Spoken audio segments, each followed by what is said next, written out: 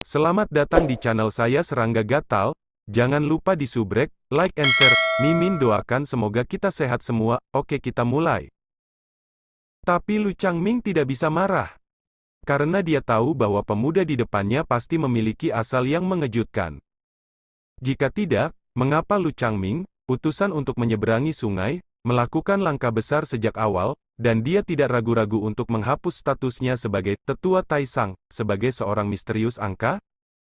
Lu Changming tersenyum dan berkata, ini mungkin takdirnya. Su Gongxi datang ke Tiang Seceng kali ini, apakah itu berarti dia juga bermaksud untuk menyelidiki alasan perubahan drastis di Youdu besok malam? Su Yi mengangguk dan mengambil langkah untuk pergi. Dia tidak terlalu menyayangi Lu Changming. Tuan Muda Su, tetap di sini. Lu Changming tidak bisa menahan diri untuk tidak berteriak. Apa? Su Yi bertanya tanpa menoleh ke belakang.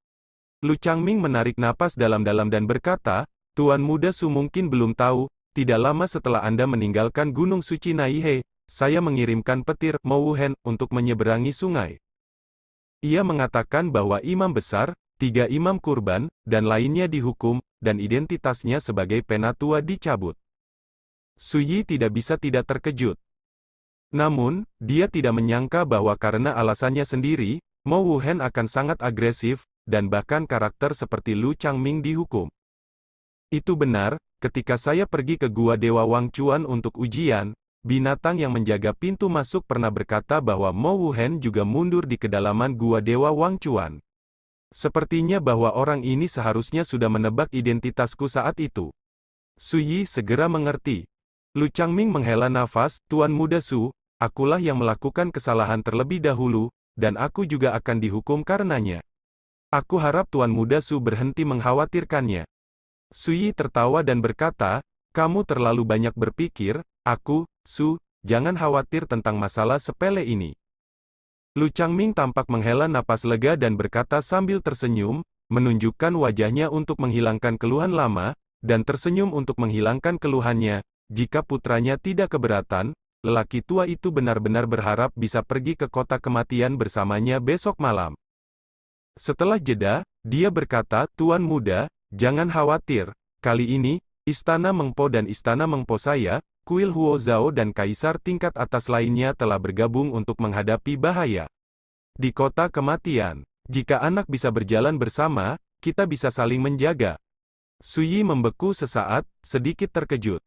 Lu Changming tampaknya takut akan kesalahpahaman Su Yi, dan berkata dengan sungguh-sungguh, Tuan Muda adalah orang yang saya kirim untuk menyeberangi sungai, Mo Wuhen, leluhur tua. Saya tidak punya niat lain untuk melakukannya. Melakukan hal ini. Su Yi menggelengkan kepalanya dan berkata, tidak perlu. Lu Chang tidak bisa menahan tawa pada dirinya sendiri. Bagaimana mungkin dia tidak melihat itu, meskipun dia mencoba yang terbaik untuk mengungkapkan niat baiknya. Tuan Muda Su ini, dengan asal yang misterius, tidak terlalu menghargai. Saya menyarankan Anda untuk tidak pergi ke kota kematian. Apa yang disebut perubahan drastis di kota bawah hanyalah jebakan yang dibuat oleh pengadilan ilahi Xuanming. Su Yi tiba-tiba berbicara. Lu Changming terkejut, dan kemudian matanya tiba-tiba menyusut. Jebakan pengadilan ilahi Xuanming. Dia memikirkan pendeta kedua Xiao Beiye, yang datang bersamanya kali ini, tetapi menghilang secara misterius di kota Tiangshui, yang juga diduga terkait dengan pengadilan ilahi Xuanming. Tuan Muda Su serius? Lu Changming mau tak mau bertanya. Percaya atau tidak, terserah Anda. Su Yi berkata, dan berjalan pergi bersama Yu Sui. Lu Changming membuka mulutnya untuk mengatakan sesuatu, tapi akhirnya dia menahannya. Dalam analisis terakhir, tidak ada persahabatan antara dia dan Su Yi, dan bahkan ada konflik. Pada saat ini, bahkan jika dia memiliki keraguan di dalam hatinya, tidak baik memiliki pipi untuk bertanya. Malam yang sama. Hari. 300 mil timur Suecheng, di hutan belantara dekat Gunung Gantung. Tiba-tiba, sebuah kepala berdarah muncul entah dari mana. Mata keruh dari biksu tua berpakaian hitam itu tiba-tiba meledak menjadi cahaya ilahi yang menakutkan, dan dia mengulurkan tangan dan meraihnya. Kepala berdarah itu jatuh ke telapak tangannya. Kepala ini berwajah kurus, dan 2 kodok seukuran kacang polong, satu hitam dan satu putih, berjongkok di rongga mata yang berlubang. Tuanku, penjaga malam berkata, mulai sekarang, selama kita orang-orang dari pengadilan ilahi Xuanming memasuki tiang seceng, kita pasti akan mengalami kemunduran. Kepala lelaki tua kurus itu terdengar sesekali.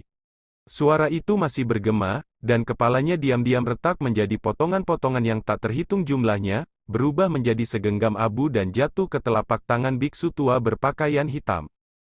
Biksu tua berbaju hitam itu terdiam, dan wajah tuanya tidak jelas. Perubahan sikap ini agak terlalu menentukan. Biksu tua berbaju hitam bergumam bahwa ketika dia mengunjungi jubah kain setengah baya di toko pandai besi hari ini, pihak lain tidak menunjukkan niat untuk putus. Tapi malam ini, bersama dengan dia mengirim pelayan ke kota Tiang Sui untuk mengundang pria dan wanita itu, dia tidak pernah berpikir bahwa hasil seperti itu akan datang. Pria dan wanita itu pernah mengaku sebagai teman lama penjaga malam, dan malam ini, penjaga malam membunuh pelayan tua di sampingku, dan perubahan sikap juga harus terkait dengan pria itu dan wanita. Biksu tua berbaju hitam itu mengingat anak laki-laki berjubah dan gadis dalam rok polos yang dia lihat saat senja hari ini, dan alisnya tidak bisa menahan kerutan sedikit. Mungkinkah dengan kedatangan pria dan wanita ini, penjaga malam tidak lagi takut akan ancaman dari pengadilan ilahi Xuanming saya? Hal ini harus diketahui oleh Tuan Gagak Hitam sesegera mungkin. Untuk waktu yang lama, biksu tua berpakaian hitam membalik telapak tangannya, dan pesona tulang aneh berbentuk seperti bulu muncul.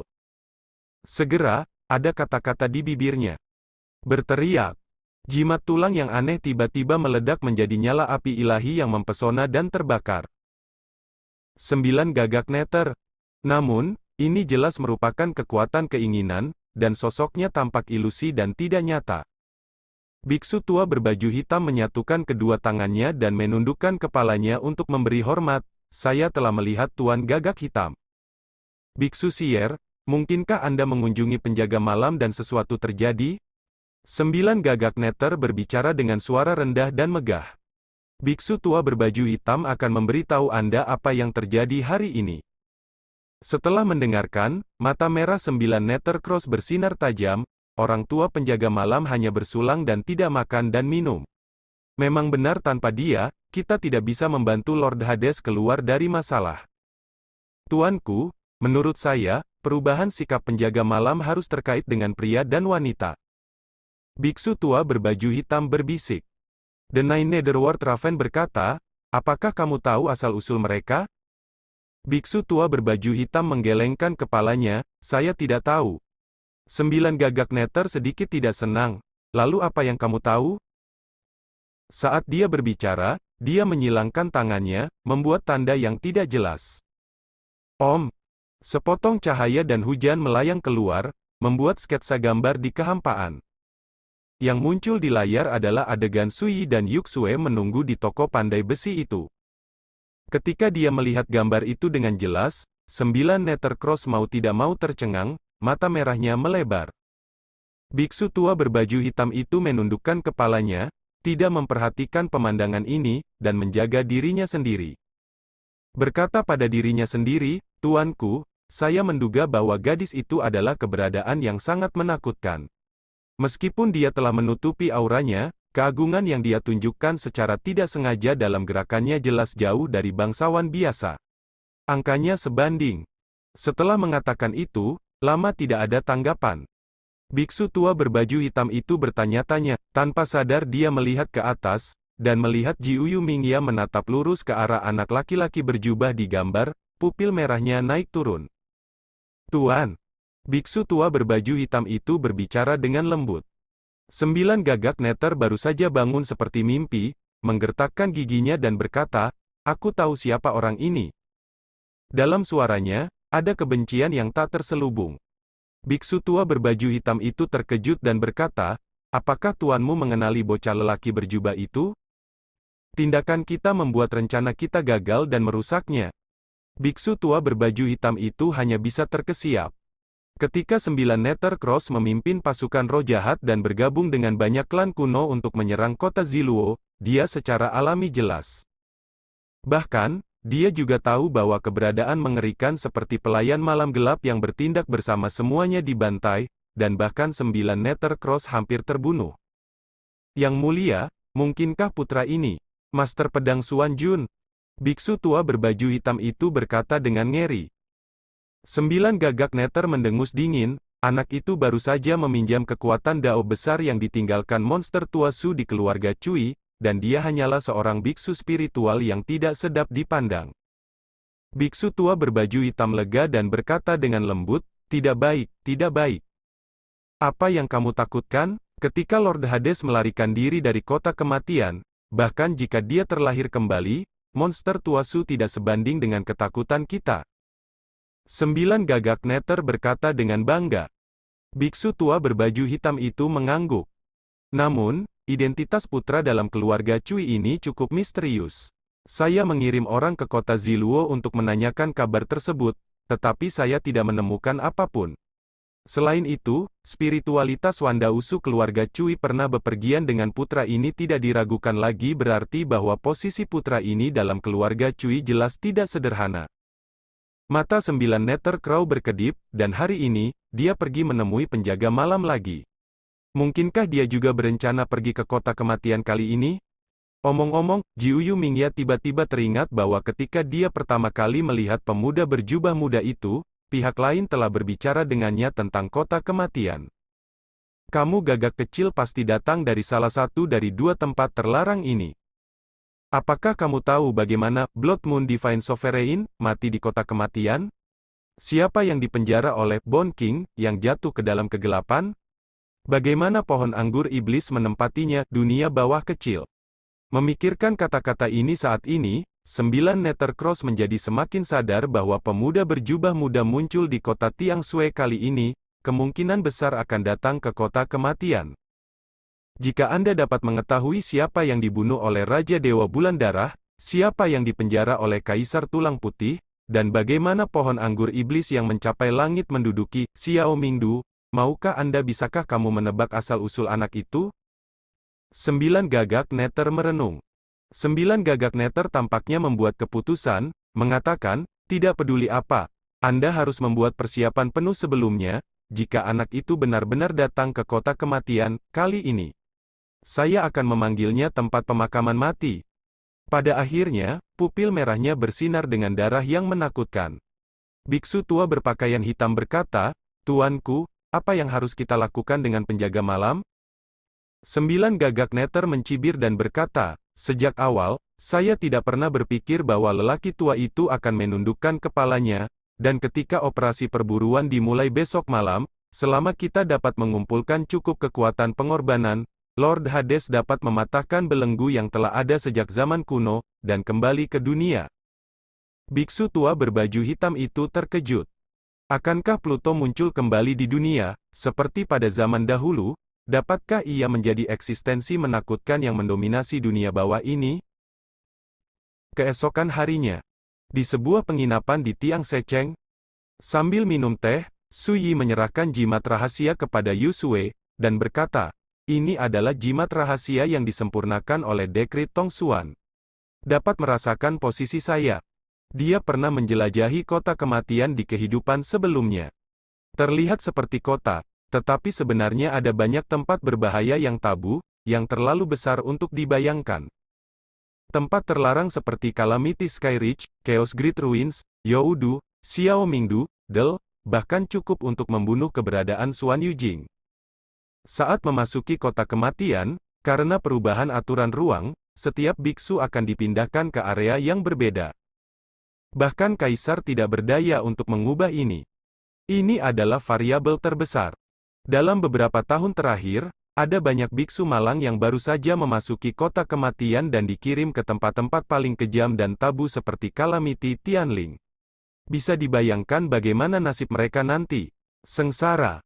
Namun, jika Anda memiliki bimbingan dari orang yang berpengalaman, Anda dapat memilih waktu yang tepat untuk memasuki kota kematian, sehingga Anda dapat menghindari sebagian besar bahaya. Ya, Yu Sue mengambil alih jimat rahasia, dan wajahnya yang cantik sedingin salju menunjukkan sentuhan kegembiraan dari hatinya. Baginya, itu sepertinya hanya jimat rahasia. tapi setidaknya itu membuktikan bahwa Su Xuanjun ini masih peduli dengan dirinya sendiri. Gadis itu mengambil teko dan menambahkan teh ke Su Yi, berperilaku baik dan jinak.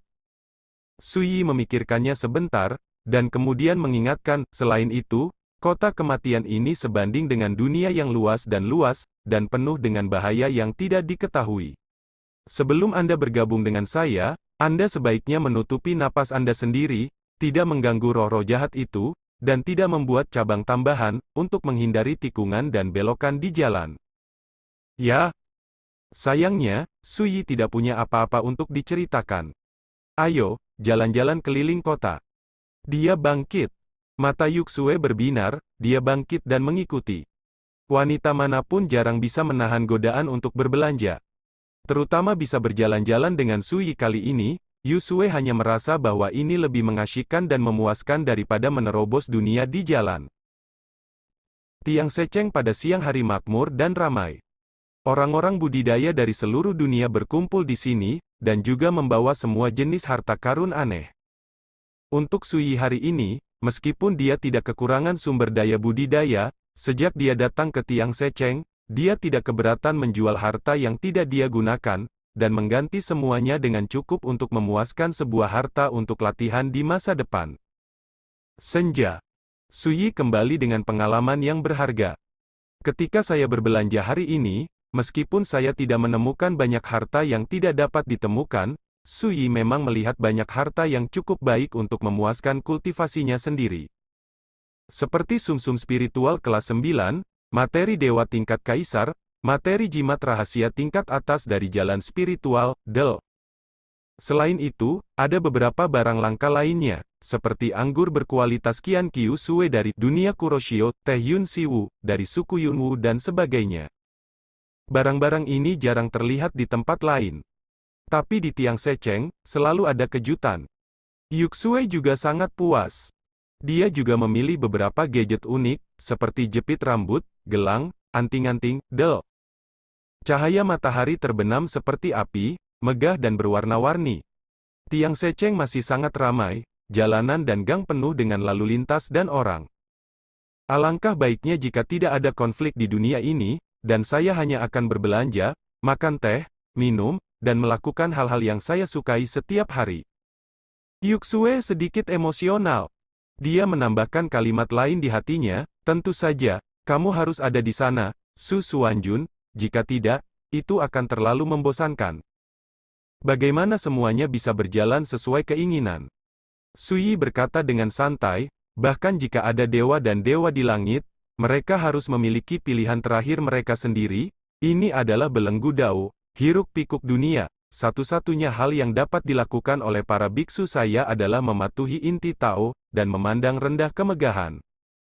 Yuxue mengerucutkan bibirnya dan tersenyum. Hari mulai gelap, kita harus pergi ke Gunung Gantung.